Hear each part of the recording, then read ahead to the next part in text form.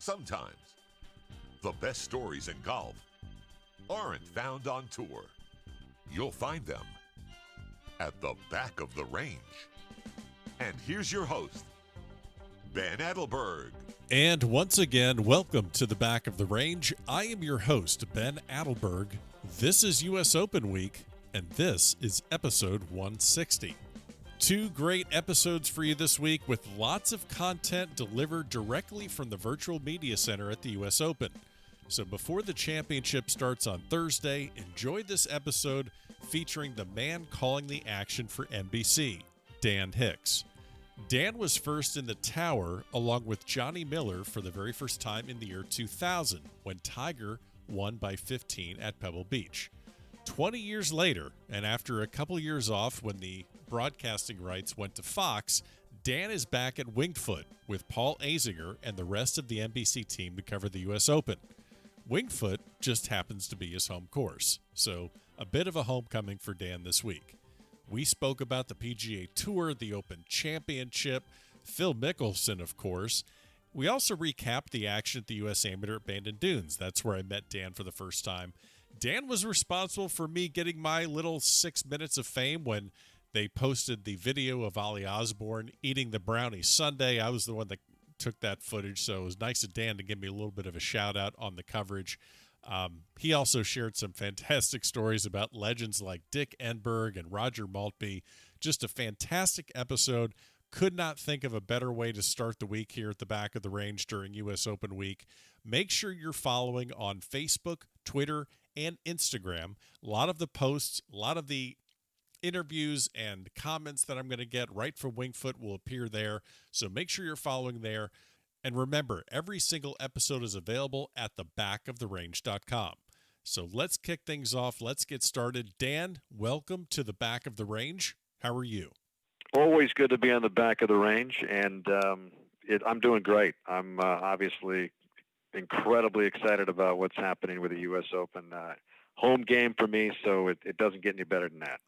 I can only imagine someone that was in that chair since 2000 and then had the brief interruption when the rights went over to Fox for a couple of years, and now that you're back, that has to be a very nice present, so to speak, that you received, that you got to come back and be on the call for the national championship.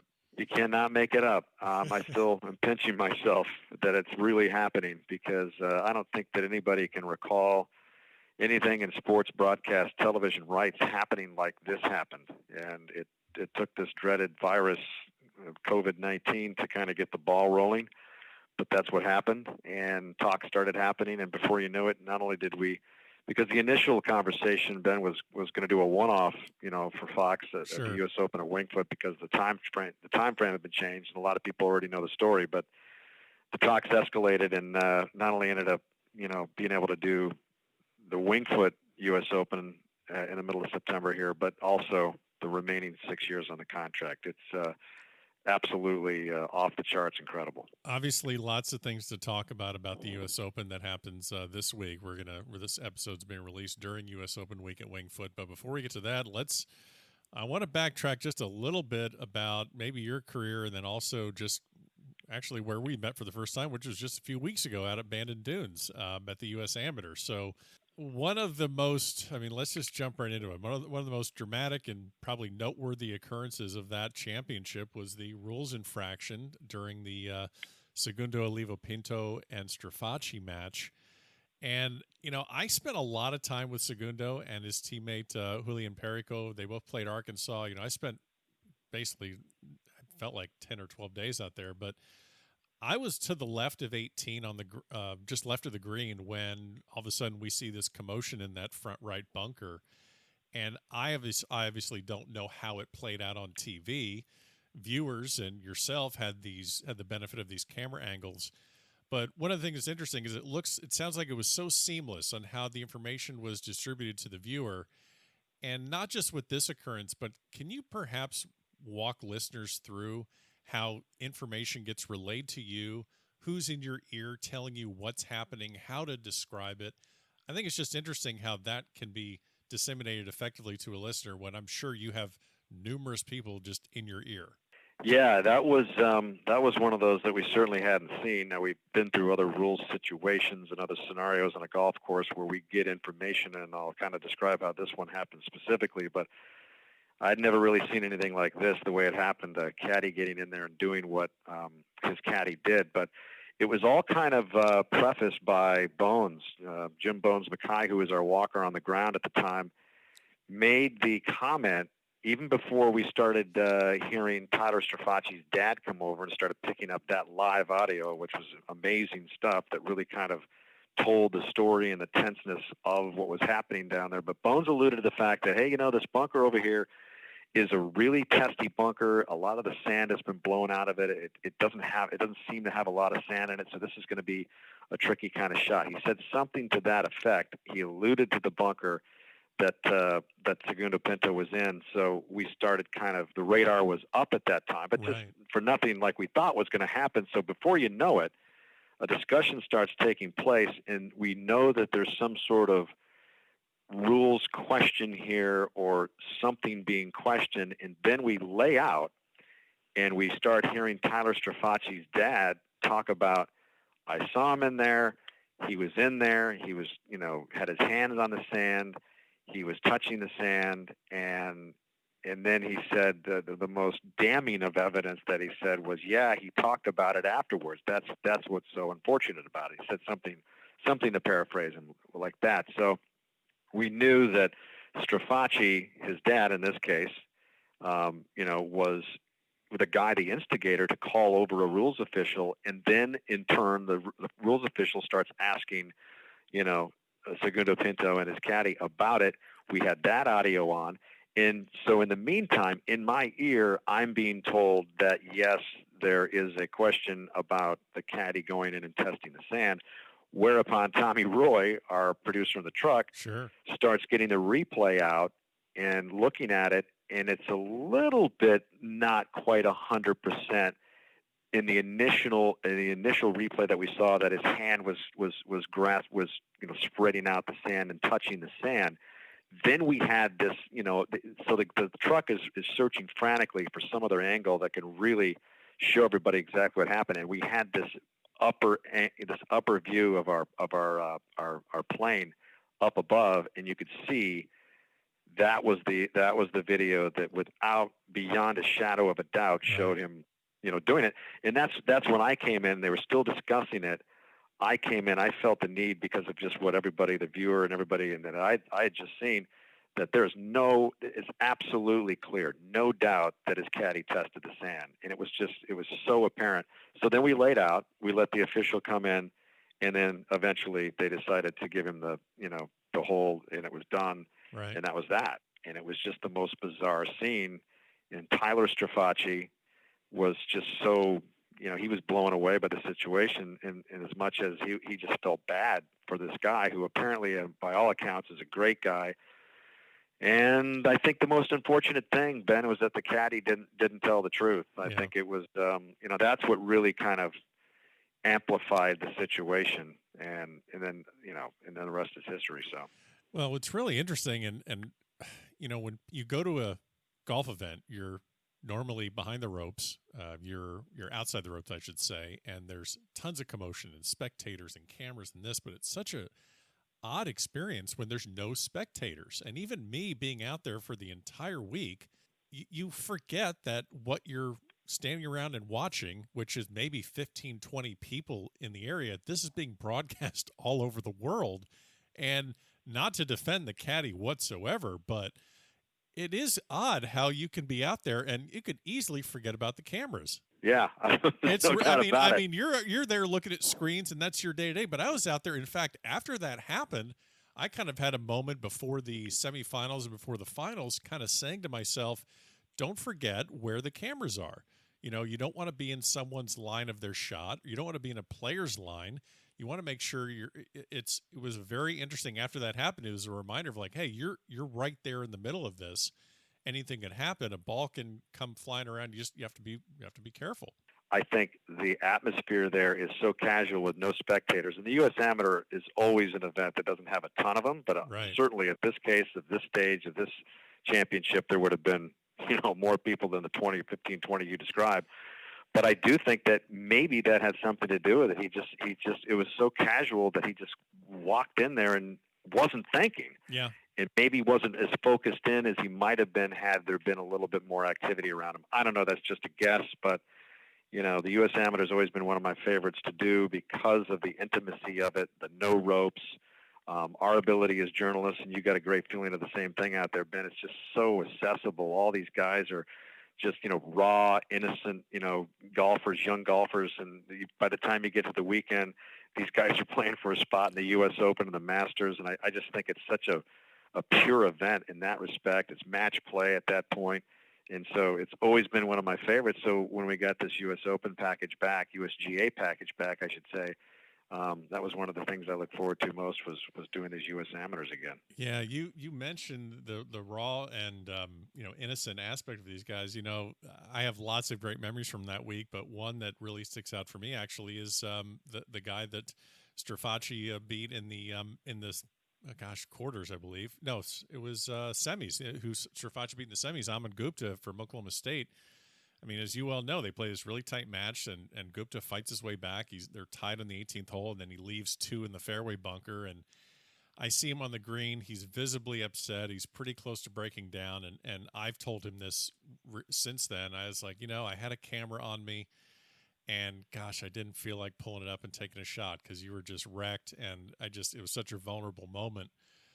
This kid has his entire professional career and college career in front of him. Can you think of a time that you've been in a similar situation with maybe a professional where, like, you need to get a comment, you need to get a statement or something, or maybe an interview, but at the time you're thinking, gosh, I don't want to be here for this because this is just a really painful moment?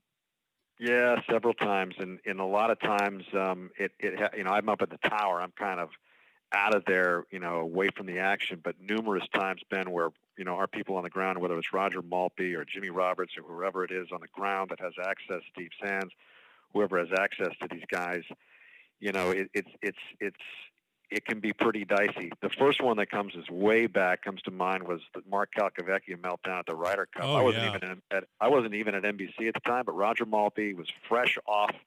It was just fresh into his NBC career, and he's at this Ryder Cup, all the tenseness that was happening there. And then Calcavecchia does what he does, and then the producer in the truck at the time tells Roger, you need to go out and interview Calcavecchia. And Roger's like, I don't think that really is going to happen. First of all, I feel pretty uncomfortable with it. And then the producer was adamant and said, you really need to go out and talk to him. So Roger goes out there and basically describes back to the truck that Calcavecchia is having a mini breakdown, sobbing on the beach, and that he just doesn't feel right about it. So that's the right thing to do. Similar to the Aman Gupta moment that you're describing, that's a little bit too sensitive of a moment. The other one that comes to mind is the 2006 U.S. Open with Phil Mickelson, who let that one get away in such raw, uncomfortable fashion. So we are getting close to going off the air, and I'll never forget it. I had kept saying something to the effect of, we hope to talk to Phil, and then time started getting away. And Roger Maltby was looking through the score. I think the scoring was in the pro shop that year. He was looking through the window, and Amy Mickelson was with Phil, and Phil's head was in his hands, and he was just crushed, devastated. And Raj goes, I really can't go in there. First of all, I can't go in there. Second of all, Mickelson is really having a tough moment. But wouldn't you know it, right before we sign off the air, now we've got to get off the air. And it's like a fire drill to get off the air because we've got network obligations that we've got to go to. Phil comes out, and he goes, all right, I'll talk now.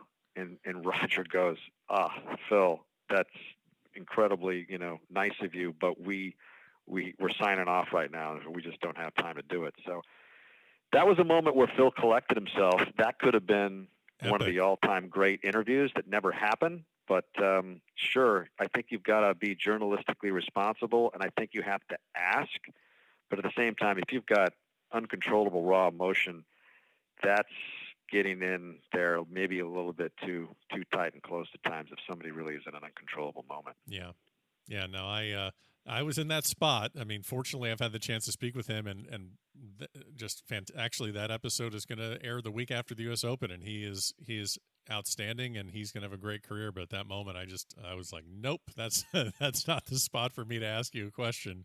Yeah, your instincts kind of take over, don't they? Yeah. You just kind of there's the right thing to do, and then there's not the right thing to do. Well, and also if you actually play the game yourself, I mean, I know you play, and I know you're a single-digit handicap, and you're kind of like, I know what that's like. Maybe not at that level, but I know what that's not at that level. Not but that yeah, level, but you know what it's like. I mean, it's anybody that's played the game of golf knows that you feel like crying and throwing your clubs into the lake, and everybody's had those moments, no doubt. Yeah.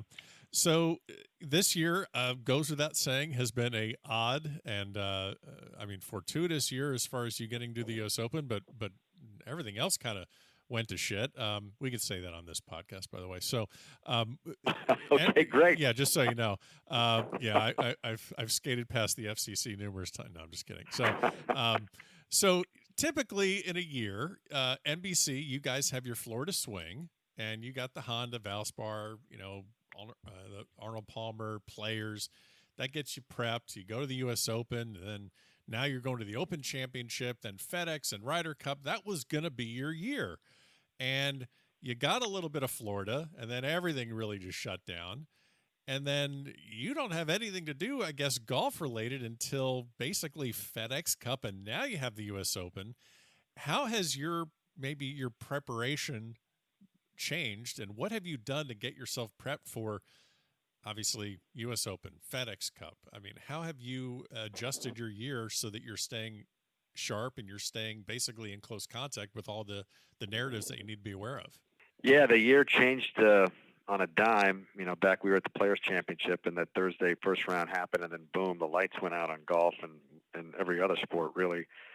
So we were gearing up for, we were going to obviously do the rest of our Florida swing and whatnot, and obviously did not have the U.S. Open at that time. So the big focus for me, big time, was the Olympics, and we were going to do the Olympic trials. I do the swimming portion of the Olympics. We were all set to do the Olympic trials at the end of June, and then go right into Tokyo and get that done. And so that was a real major loss. Obviously, it's hopefully, and I'm really positive that it is going to happen next year. So in other words, I was gearing up for those Olympics. I mean, we were, I was watching, talking to people, and getting all the research that we normally do that close to an Olympics happen, and all of a sudden it's done.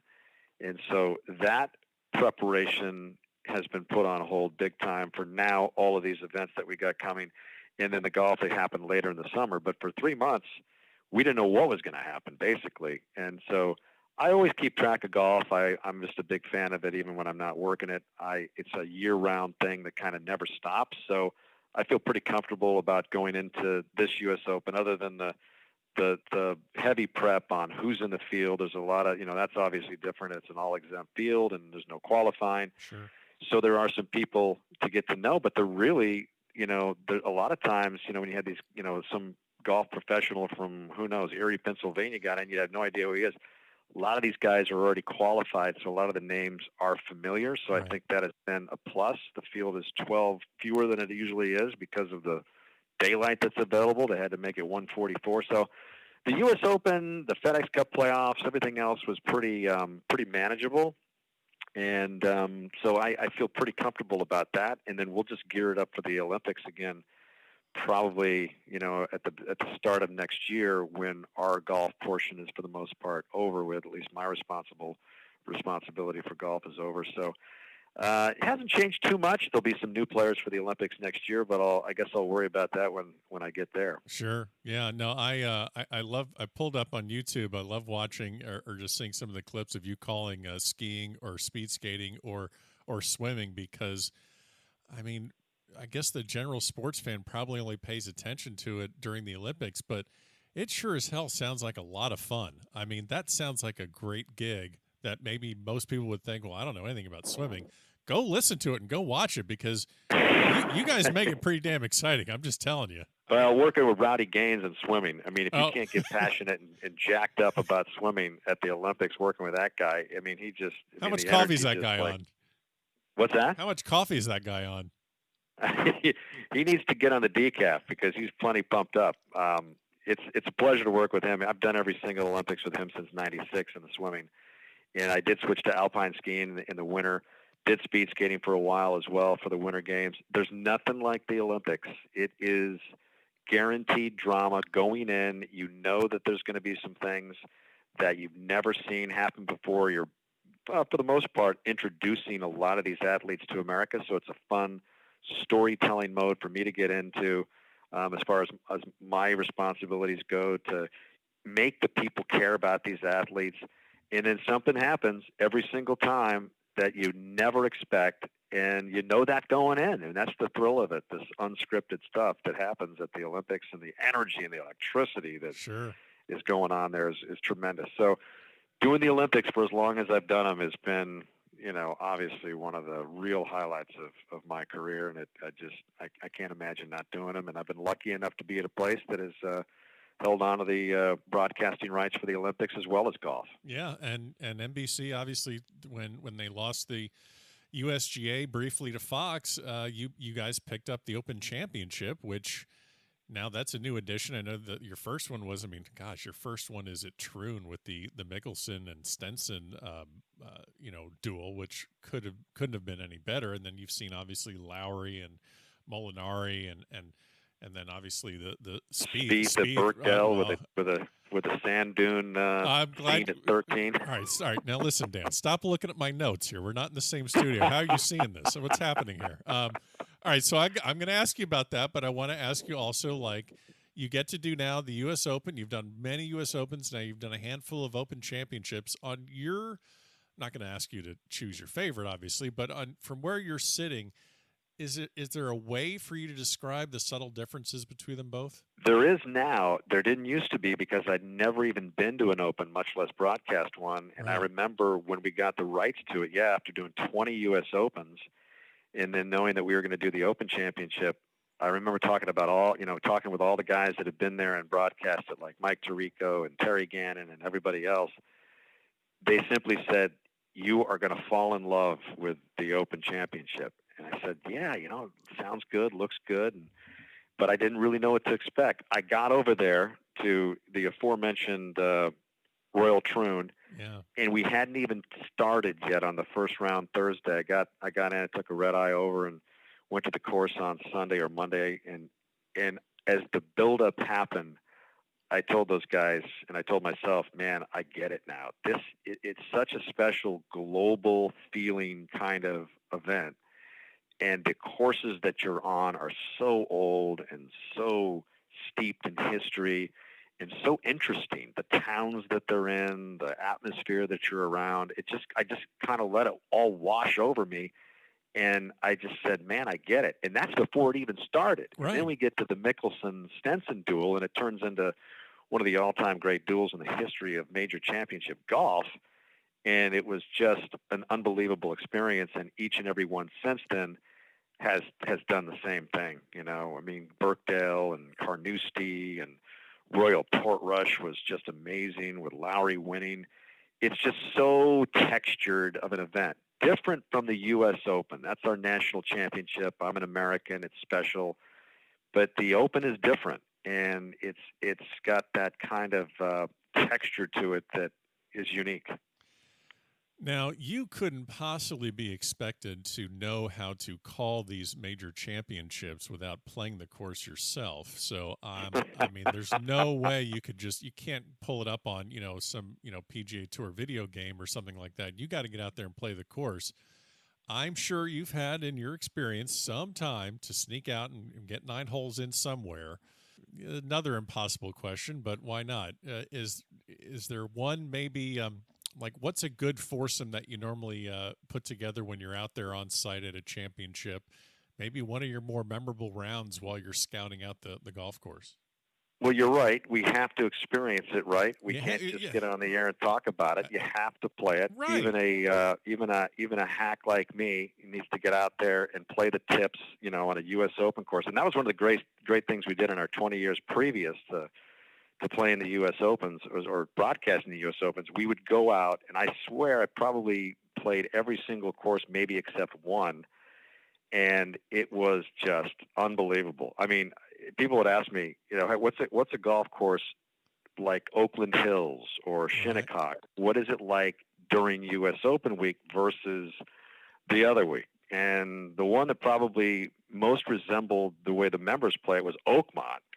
And I played that course. I mean, I don't know if you've played that, Ben, and if anybody has, it is the single most difficult place I have ever been to. And I played it like 2 weeks or a week before the U.S. Open actually started, and that's when the USGA said, "Hey, you guys got to cut the rough," and they made it easier for the actual championship.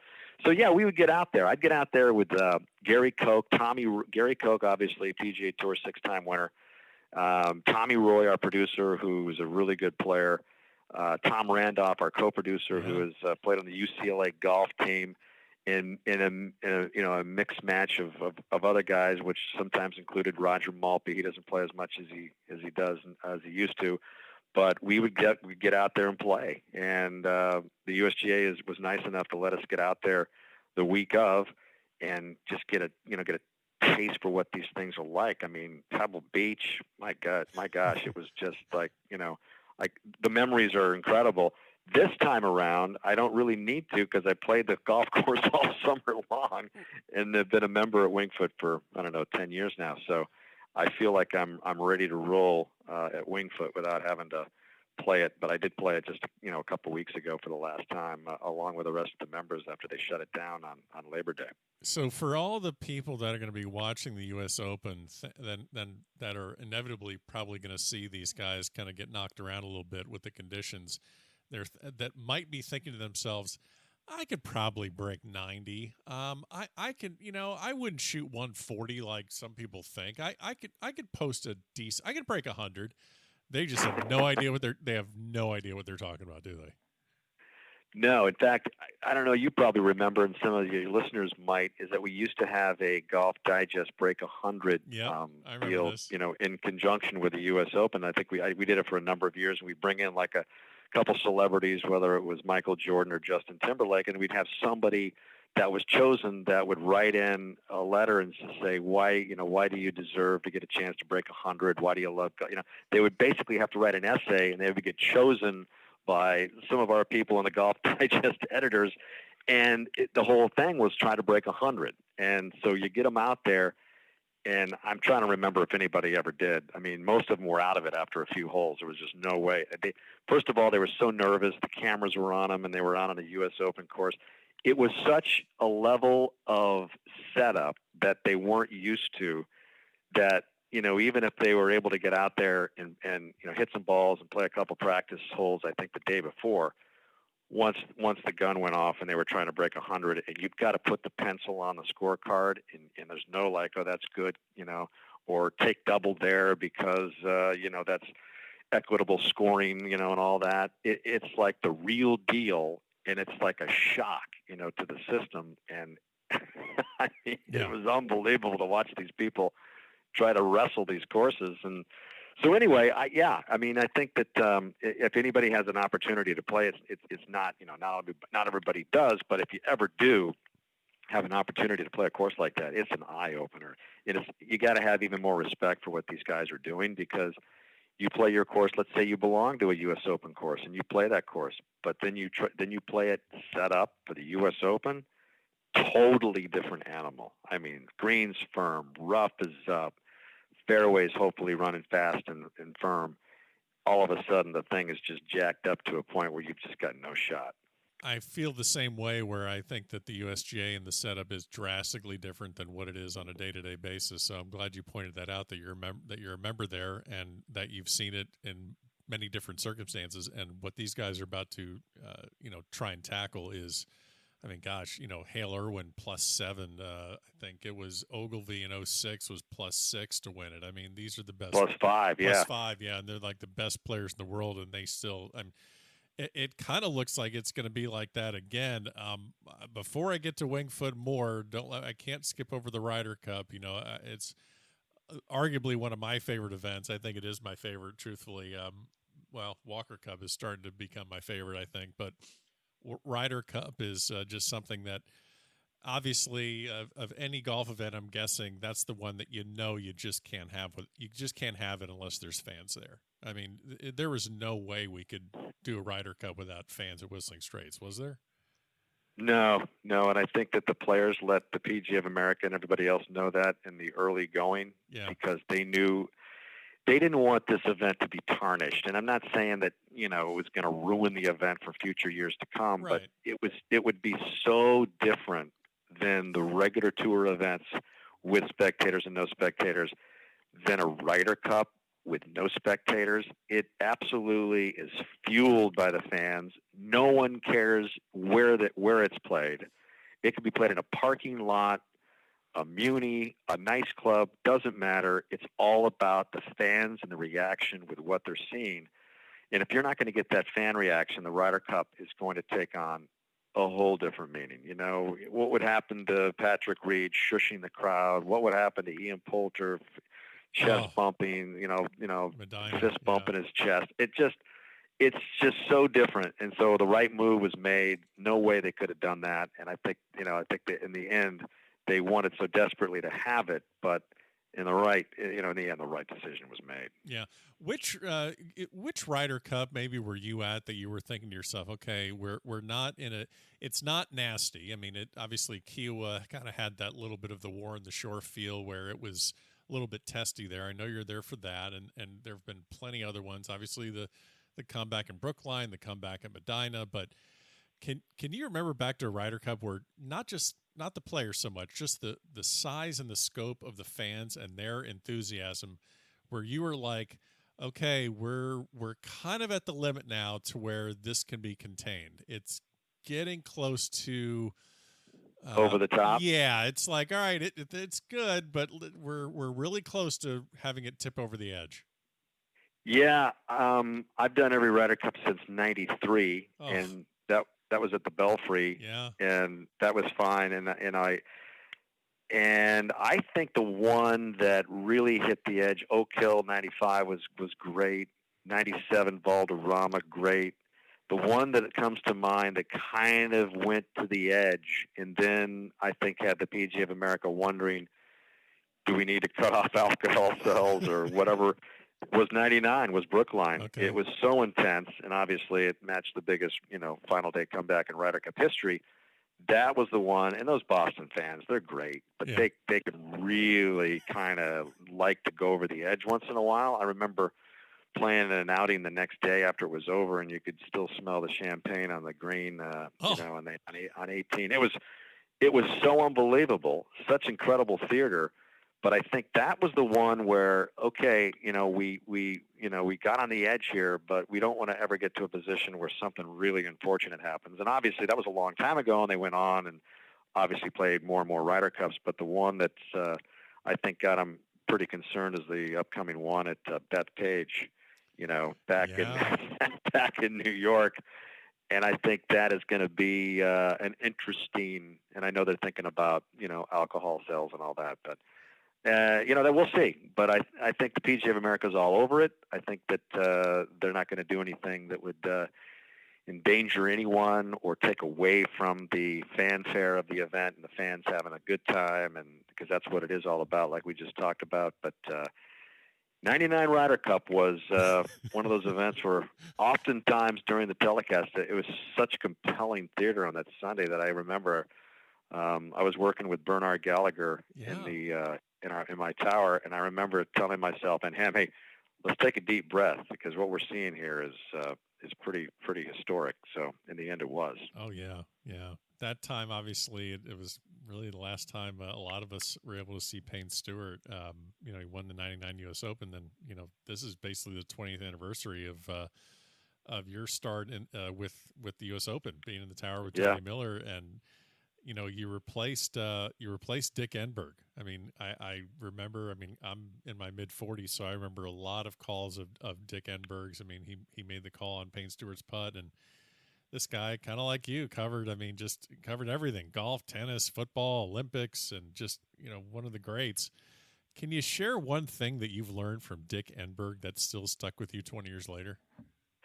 Absolutely. First of all, love the guy, miss the guy. Yeah. And, when I got to NBC Sports, the stable of announcers was legendary. I mean, it was Dick Enberg, Tom Hammond, Marv Albert, Bob Costas, and I'm thinking, what am I doing here? So Hey, when now I you get know. there, Now you know how I feel talking to you. So this is perfect. Yeah, right.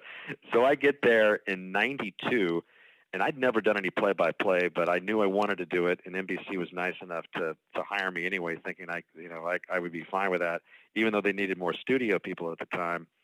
But they hired me, and I got thrown into the fire to learn play-by-play, kind of on the run. And luckily, we had the entire AFC NFL package at the time. So before I did my first few games of that season, they wanted to send me out and observe a couple of their top teams, which included Dick Enberg, who at the time was working with Bob Trumpy.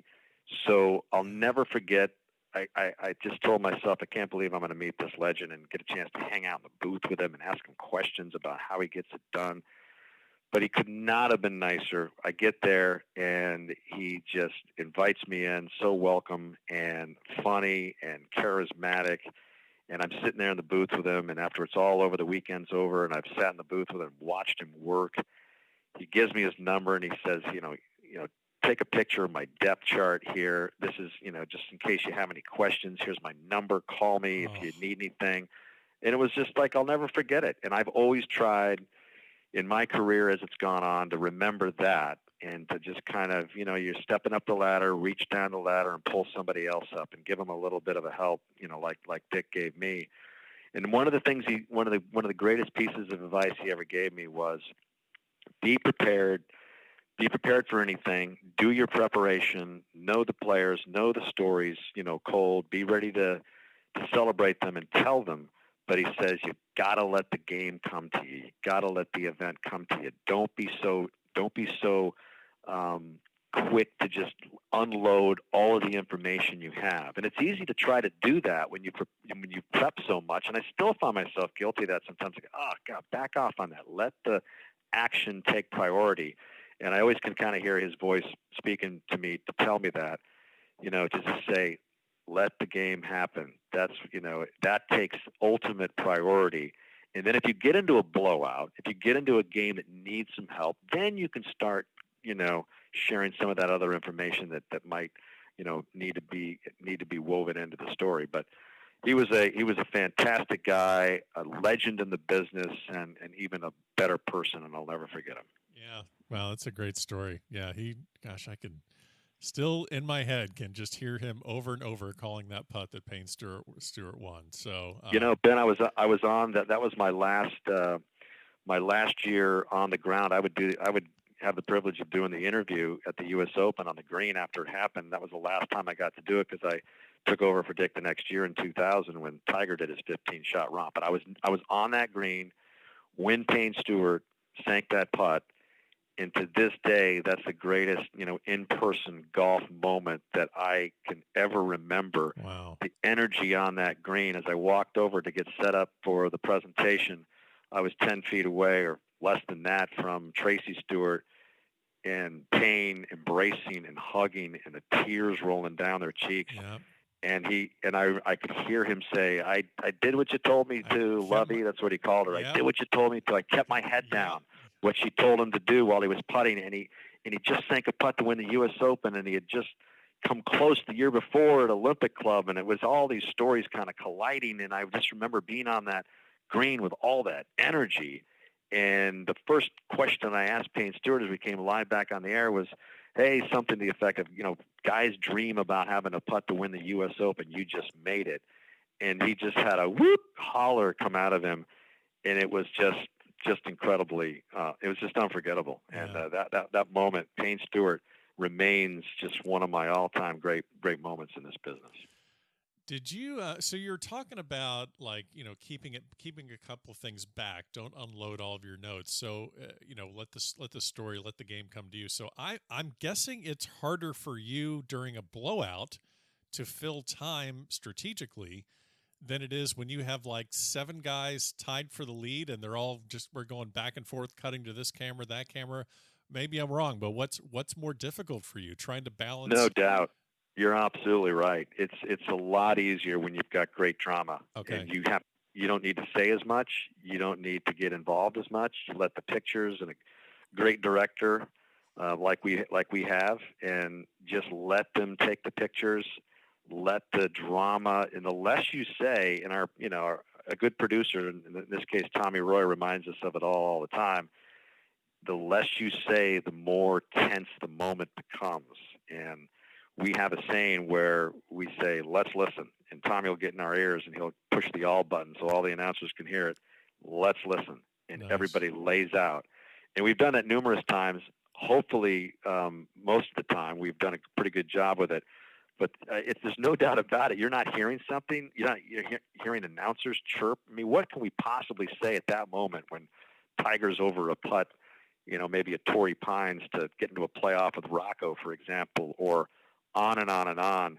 You just milk that moment. The less you say, the better it is. Is it harder for you guys to lay out with no spectators? It's been interesting. I always kind of wondered how that dynamic was going to work. And it is a little bit harder because you feel like maybe the telecast needs a little bit more of a boost or a little bit more of an enhancer, energy, however you want to put it. And then, so you've got that challenge, and I found myself sometimes talking a little more, and I think the rest of our crew doing the same. But what's even trickier is when a big moment happens. And so, for instance, John Rahm makes this 66-foot bomb at Olympia Fields, and Zinger and I kind of came out of our seats, and I think I used, and Zinger did as well, showed just as much energy there as we would have had there been 30,000 fans around the green. And I thought, oh, geez, I'll listen to this back. It's going to sound kind of manufactured and maybe not match up with the atmosphere. But it was okay because there was a few people that were there, like the 30, 40 people that were there, volunteers or whatever, kind of got excited about it, and it kind of worked. But that's one of the things that I was a little bit apprehensive about. How's that all going to work? And we're still kind of feeling our way through that. Yeah, I'm watching PGA Tour events on TV, and at first I was, like the first couple on CBS, I think it was like Colonial and a couple of the other events, but I was like, all right, this is kind of weird. But then slowly but surely, I'm like, I'm not hearing mashed potatoes. I'm not hearing all this crap. I get to see the guys when they miss right in the rough, it's not trampled down rough. If they go over the green, it's not ricocheting off of a grandstand. I mean, right. I almost feel like I have subscribed to some sort of an on-demand access to, or some VIP access to a tournament that no one else has access to, and I have the exact same ability to watch it as anyone else. So I kind of feel like I'm not missing out a whole lot. I'm sure it's a lot different for you, but yeah, I think the U.S. Open is going to be fascinating without it. So I don't know how that's going to work, but I don't know. Yeah, we'll see. The PGA was interesting. It had an incredible leaderboard, tight leaderboard down the stretch, and Colin Morikawa did what he did, and that worked. There weren't any fans, and I kept telling myself, boy, it would have been a lot better and incredibly even more powerful had there been fans down that stretch in the back nine at Harding Park. So saying that, I don't think we're ever, we're always going to miss these fans who just give this, everything we do so much more energy. But at least we're playing golf, right? Yeah, I mean, gosh, we're playing majors. We're going to have a Masters in middle of November, which is going to be another one of those events that has just been pulled along by incredible, echoing reverberations through the pines of Georgia and all that. That'll be really interesting. So we're just kind of feeling our way through it all. Those guys on Magnolia Lane are piping in speaker systems in the trees, or they're doing something. I know they're up to something. So, so I had Joe Buck on the podcast a couple of years ago, and we talked about his run with Chambers Bay and Oakmont, and the DJ ruling debacle. And I've actually had a lot of people say, "Oh, I'm so glad it's back on NBC," and I didn't really like how Fox did it. And I've kind of talked and turned them around a little bit. I'm like, you do understand that they had no experience, really, no continuity of how to do a major championship. This wasn't a Korn Ferry Tour event. This was the U.S. Open with all eyes, and they get dealt Chambers Bay, as I said, the Oakmont with the DJ ruling, Aaron Hills, which was kind of a blank canvas, so to speak. I know you were watching those U.S. Opens, not from the vantage point that you wanted to, but when you were watching those, were you thinking, God, I'm glad I'm not there for that mess? Or were you thinking, man, I wish I was there because it's so unique? I mean, what were your thoughts in those times when you were away from the U.S. Open?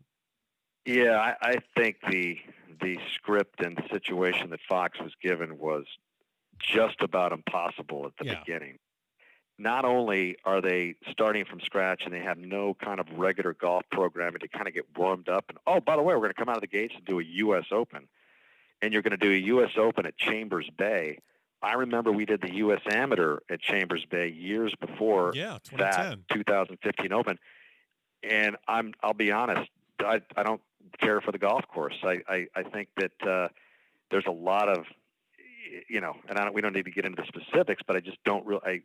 I used to ask the guys that were with us at the time, Roger Maltby, Gary Koch, and the rest of the guys. I go, can you guys see a U.S. Open being held here? Because at the time it was already announced it was happening, and they just said no. And we just thought, well, maybe this place is going to warm up to us. We were there a week, and it never did. So that was a incredibly tough call for Fox to have out of the gates. To not have an Oakmont, which they had the second year, and Shinnecock, which they later had, and Pebble Beach, which they went out with flying colors last year. I thought they did an incredible job. So not only were they dealing with that, Ben, they had Mark Loomis, who's a good friend of mine, the producer over there at Fox, had the unenviable task of trying to recruit a team from scratch when already there were full golf teams at CBS and our place, NBC Golf Channel, that he couldn't really pluck from. So he had to kind of come up with all these guys. That was tough. They had to kind of mesh together. Golf, unlike any other sport, I think, requires repeatability and a team that's with each other, whether it's in the truck, the announcers, the whole 9 yards. So he had this incredible challenge, and Joe at the helm of it all, trying to get everybody involved and get it all down the road in the right way. That was almost unfair, I guess I should say. Yeah, no, I kind of agree. That tough of a challenge. But I'll tell you what, Pebble Beach, and I told Joe this and Loomy this. That was their finest hour. They did an incredible job. That Open was phenomenal, and they were really making progress. And I think they received a lot of unfair criticism at times, and that just goes. Kind of comes with the territory when we did it for 20 years. People get used to our music and they get used to the voices. And we don't want these guys that I've never heard. But I think they evolved into doing a really, really top-notch job, and just because of the circumstances, we happen to get it back. But I really do feel for those guys. Mark Loomis, lifelong family member of Wingfoot. You know the story. His kid won the junior club championship there last year. Mark won it when he was a junior. I mean, the guy has lived and breathed the course, and boom, he has a U.S. Open. Oh, by the way, it's going to happen in September. Okay, well, that's a drag. We'll do it in September. Oh, by the way, you're not doing that one, and you're not doing it. You're not doing the rest of the package. Can you imagine the hit that he took and the rest of those guys took? Brad Fax and Shane Bacon. I know all those guys, and there's another side of this business, and I'm really sensitive to how all this happened. No doubt. Yeah. Well, you are going to be in the chair there at Wingfoot, and as we said earlier, you have a lot of history there, a lot of carnage. There's the massacre in '74, and there's Ogilvy, and I know Fuzzy won in '84 over Norman. He got it under par, but that was probably in reaction to what they did to the place in '74. But these guys are well, not the amateurs, but these guys they're gonna make some money this week. They'll make the cut. They'll be fine. Is there anything wrong with me wanting and rooting for them to get kind of the crap kicked out of them a little bit? I mean, am I a bad person, Dan? I mean, I want to see these guys, I want to see them sweat. I want to see them just trying like hell to make a par and get in the house. I want to see 7 players tied at 6 over on the back nine on Sunday. Am I a bad person? No, you're not, and you can look yourself in the mirror the next day by having that attitude. Okay, good. You're going to be you're fine. I think that's what makes golf and golf tournaments and championships good, is that they're different. And I think the U.S. Open, I'm kind of old school in that way. I think it kind of lost its way for a little bit in some of the setups, because I think that you have to kind of say, who are we? What do we stand for? And I do believe that people love seeing a lot of birdies at times. They love seeing an eagle possibility at the last hole to win it. They love seeing the, guys light up a board. I mean, there was a certain amount of entertainment value in Dustin Johnson going 30 under, in TPC Boston. But I'm more in your school of at a U.S. Open and at Winged Foot. These guys need to be challenged. Yeah. There needs to be a premium on hitting the ball in the fairway. And that is the big deal at Winged Foot. You cannot live out of that rough. Even though Mickelson hit 2 fairways, back in the, and then I know I'm always going to get that argument, but there's no way he'll ever get in that position again. I mean, that's just a total aberration. That was testament to his incredible short game that day. But I just think there's no way somebody's going to be able to bomb and gouge it. Now, it's easy sometimes to sit here, prior to the championship and say, oh, well, Bryson DeChambeau, he's not going to win because he's just going to bomb it out there and try to take his chances. I do think that Winged Foot is just a different animal in that regard. Even more so than we saw at Olympia Fields, which kind of gave the guys a little entree into a U.S. Open track, just a few weeks removed from the real deal at Winged Foot. So yeah, I think the fans like seeing it too. I think they love seeing these guys struggle. They love seeing these guys kind of become more human and not just go out and shoot 27 and have a 59 watch, every other day. Right. I like it. I think it's a nice departure, and I think it's an even better feeling for the champion when he lifts that trophy at the end of the week and says, you know what, I survived. Yeah. And I think it also does bring into play the psyche of a player that's able to handle it. I think there's a lot of bombers out there and long hitters that might be able to win week to week in the PGA Tour, but have no chance at a U.S. Open. And I like that dynamic of having to take a double bogey and move on and stomach it and still get it done. So yeah. I'm in your court. Okay, love it. As long as we're on the same page, and then I've achieved my goal in this conversation. So we're you mentioned Dustin Johnson. So you did actually a little golf.com interview literally almost 3 years ago, where you were basically saying, of all the guys at the top, whether it's Spieth, Rory, Tiger, you felt that DJ had pretty much the biggest arsenal of weapons, and it seems like that's still the case. He is 66 under par in his last 4 tournaments. That's 2 wins and 2 runners-up, so he has to be the clear favorite, I'm assuming, going into Winged Foot. Would you? Is that pretty much a safe bet, would you say? Yeah, that's the on-paper stuff. Right. You're exactly right. I just think that it's funny because when I was at our last event, the Tour Championship, I was talking to DJ, and he's never seen Winged Foot, and in fact, he was scheduled to come out and see it before the U.S. Open got underway and had some weather problems, and he wasn't able to see it. So he's going to be seeing it U.S. Open week for the very first time, and I think obviously with the arsenal of game that he's got going right now, he would be the favorite, absolutely. The way he's got control of that peel left to right drive, yep, that's going to serve him well at Winged Foot. Got to keep it in the fairway. I think that he's accurate enough. He's proven that in this incredible stretch run. But the greens are different. They are a different animal. It's he won at Oakmont though. Yeah. I mean, my gosh, those greens are wild. And I think there's 3 greens complexes in America that set themselves apart: Oakmont, Augusta National, and Winged Foot. So yeah, that's a long-winded way of saying that absolutely DJ can win, and he's absolutely, I think, the favorite going in. It's just a matter of is he gonna hit enough fairways? Because I think the premium on hitting fairways at Winged Foot is going to be the deciding factor. How many times, I'm thinking about Dustin, I'm thinking about, Spieth, obviously, and Tiger and Ricky, Rory, and all the big names and all the favorites. You're a sports fan just like I am, and, you find yourself, you root for the favorites, but then there's also the Bob Mays and the Rich Beams and the Rocco Mediates out there. How hard is it for you to, obviously you got to keep it professional while you're on the air and be impartial and just let the story come to you and share it with the viewer, but how many times do you catch yourself saying, gosh, I really would like to see this guy win, or, I'm kind of, does that ever enter your head when you're calling it, or do you just turn the switch off? Are you kidding me? Absolutely. Okay. Give me an example. Give me an example. I wouldn't say it on the air, Ben. Of course I not. I wouldn't say, boy, I hope that Phil Mickelson and Tiger Woods are battling down the stretch on Sunday at this U.S. Open at Winged Foot. Wouldn't that be great? Right. I wouldn't say that, but you're darn right. We're all hoping for the best show. And, and those best shows and entertaining shows can come in a lot of different ways.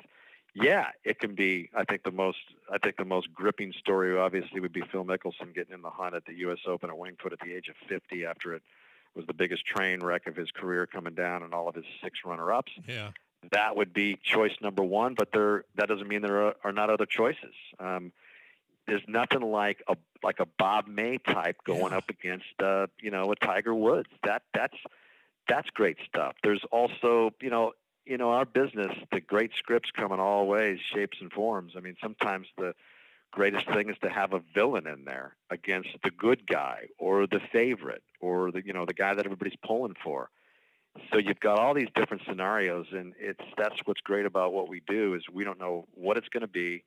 I'm hoping it's a good combination of somewhat of what I've just described but just when you think they're you've seen it all. You see something. Remember Kenneth Ferry, the guy that played in the final group with Phil Mickelson in 2006. I mean, where is he now? I mean, he's kind of left stage left, and so he had the Superman belt buckle on. No one knew who he was. But it was a great story that week, and it was neat to see if he was going to be able to pull it off on Sunday. He didn't, but who knows if we're going to see another guy like that? And I certainly root on a story like that as well.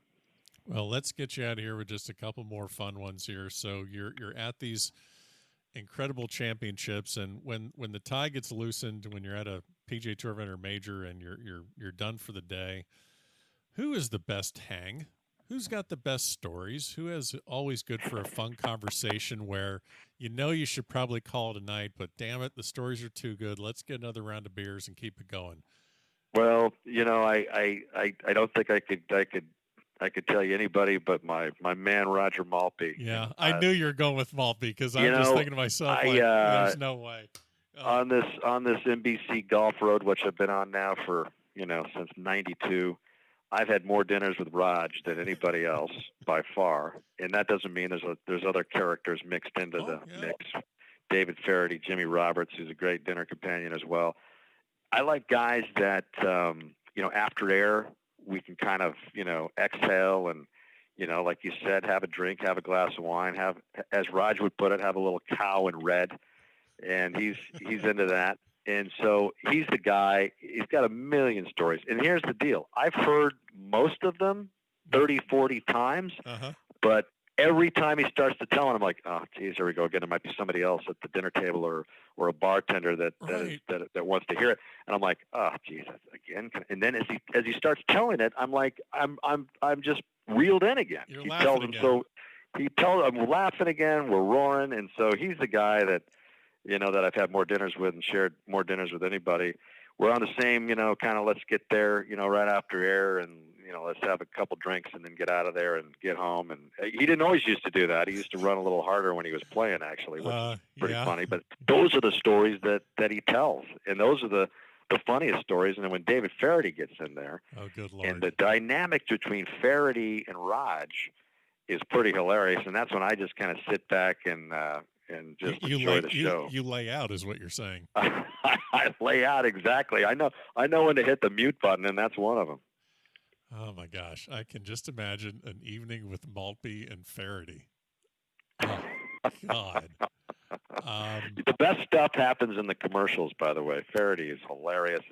Obviously, everybody that listens to him knows that. But our commercials are when we can talk with one another is classic stuff. If that somehow was televised or could be televised, it might be a higher rating than the actual golf show. Well, I still think, I'm not sure if you remember this, but you obviously know who Joel Damon is. I think he missed the cut in Boston, I believe, and he went onto Twitter and said, "Hey, I think it was Boston, but he missed the cut." Yeah, it was Boston because they played Thorny Lee the next day. Him and I believe it's Nick something. I can't remember who it was. Nick. Anyway, so he misses the cut in Boston, and he's like, "Hey, I'm in town."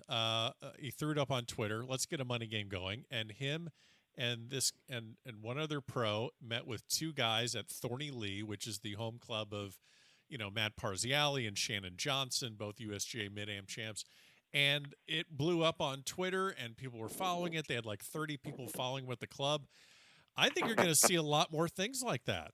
I think you're going to see that. I think you're going to see things like, maybe a Dan Hicks or a Roger Maltby just, doing some sort of a stream, alternative broadcast to an event. I don't think you're wrong. There's going to be alternatives to the typical broadcast, and who knows when it's going to happen, but I definitely think it's going to happen. No doubt. I mean, there's all sorts of possibilities out there with what you can do with technology and the social media. Sometimes, I'll leave you with, I think there's so many positives in that regard. The negatives have been that I think we announcers, and I think I speak for us as a group, versus the days of Dick Enberg and Vince Scully and those guys, I think that we all kind of walk on eggshells a little more because we're, there's a lot more sensitivity out there in many, many ways all the way around that, you just can't get away with anything that's inappropriate. Not that we should get away with anything that's inappropriate, but I think there's just a bigger sensitivity factor out there that the announcers of yesteryear, and I'm getting up there as well, but those guys, I mean, I think just, that those were the golden days. But I get what you're saying about technology, and I think that should be taken advantage of fully. Yeah, well, I really appreciate the time. I know it was I know you got it's been a crazy year for you, but you're entering into the home stretch, so to speak, and you have a lot of great things to look forward to with the U.S. Open and beyond. So we'll definitely be listening. We'll definitely be watching, and I really appreciate you stopping by the back of the range, Dan. Hope I was decent enough to get an invite back, Ben. Appreciate it, pal. And there you have it. Special thanks to Dan Hicks for joining me on this episode. Of course, I'm going to invite him back. I think we need to do that every single year. He's the perfect guest to kick off U.S. Open week. Don't forget, follow along on Facebook, Twitter, and Instagram. Every episode is available at thebackoftherange.com. Much more content from me during U.S. Open week, and also, in a couple days, Butch Harmon will be my next guest here at the Back of the Range.